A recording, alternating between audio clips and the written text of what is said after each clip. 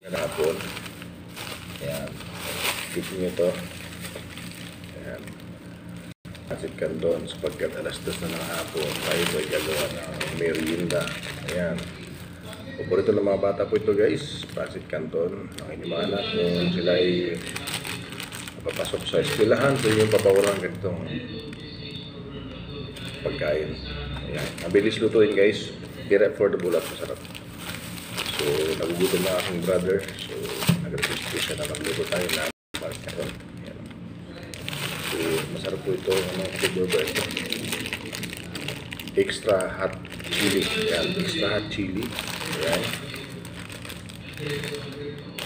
So, pwede na po itong guys na ulam kung kayo'y gipit sa budget. Isang tao ay kayang pwede nang ulamin yung ganito guys, Pasit Canton. Bukod sa masarap at very affordable ang price po niya. Pasit Canton, Lucky Me. Prata po ito guys ng Lucky Me. So kayo dyan na mga kinakapa sa budget, so pwede kayo mag-ulam ng ganito. Kung sakasakaling nasa peligro ang inyong bulsa, ay pwede na kayo mag-ulam ng ganito. So Pasit Canton, lahat po ito ay Lucky Me. Very affordable price guys. So nagpapakulo tayo ng tubig. Maya-maya atin na po.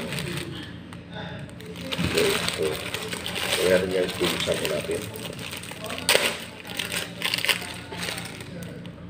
So tanggalin natin ang seasoning. Ayan guys.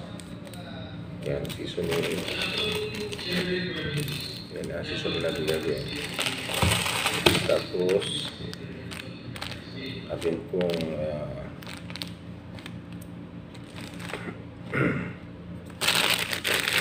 buksan.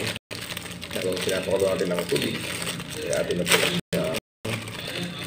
i-fry. So ang pagluto nyo guys, sa mga hindi pa marunong magluto, nakakadali lang, pakulo na kayo ng tubig.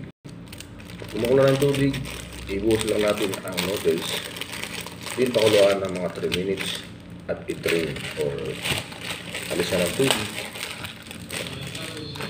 Then ibuhos ang ating panimpla. Ganyan lang po guys.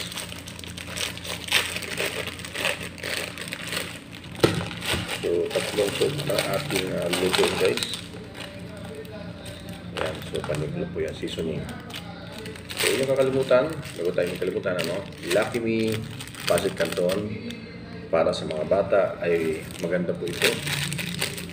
Pang merienda, kung kayo po ay nagmamadali at wala kayo itong makain, pwede na po itong Lucky Me. Okay, so atin na po ilalagay ang ating noodles dahil kumukulang na po yung tubig. So ito po guys ang seasoning. So ito po yung powder, pampalasa. Ito po yun. Tapos ito naman yung mga oil. Ayan, ito po yung oil at tuyo. So ayan, lagyan natin ang ating pancit guys. So in case pinapakulan natin ang ating Maggi o Lucky Me. Ayan, Pasit Canton. Mga 5 minutes lang po yan guys or 3 minutes po yan po. Atin po tatanggalan ng tubig at atin na pong titimplahan.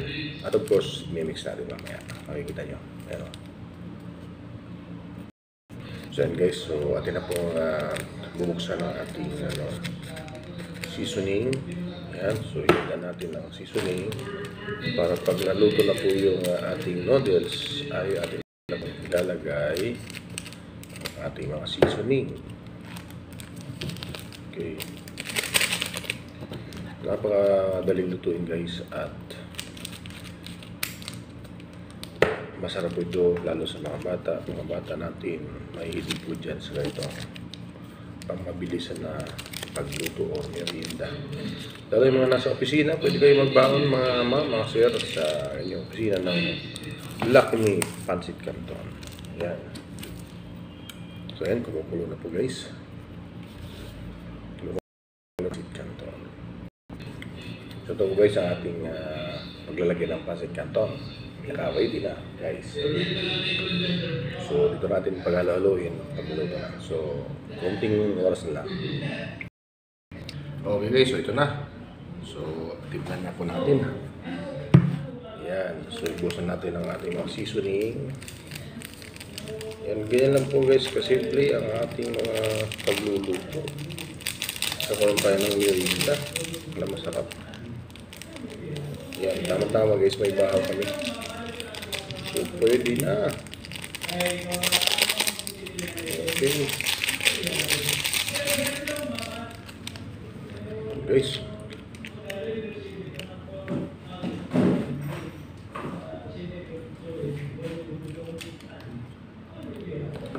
Lagyan natin ng seasoning guys. Yan. Yung kayang oil. Yan.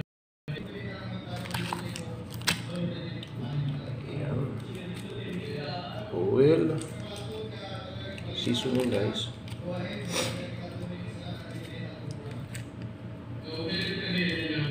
Yan.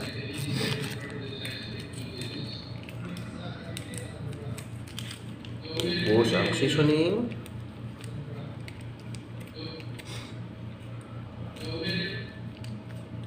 Yan guys, okay na. So, i-mix na po natin guys. Mix.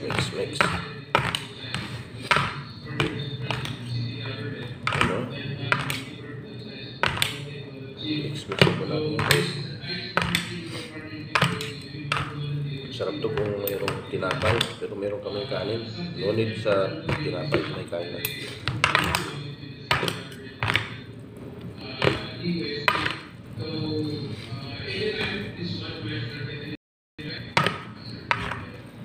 And guys, so ayan, sarap.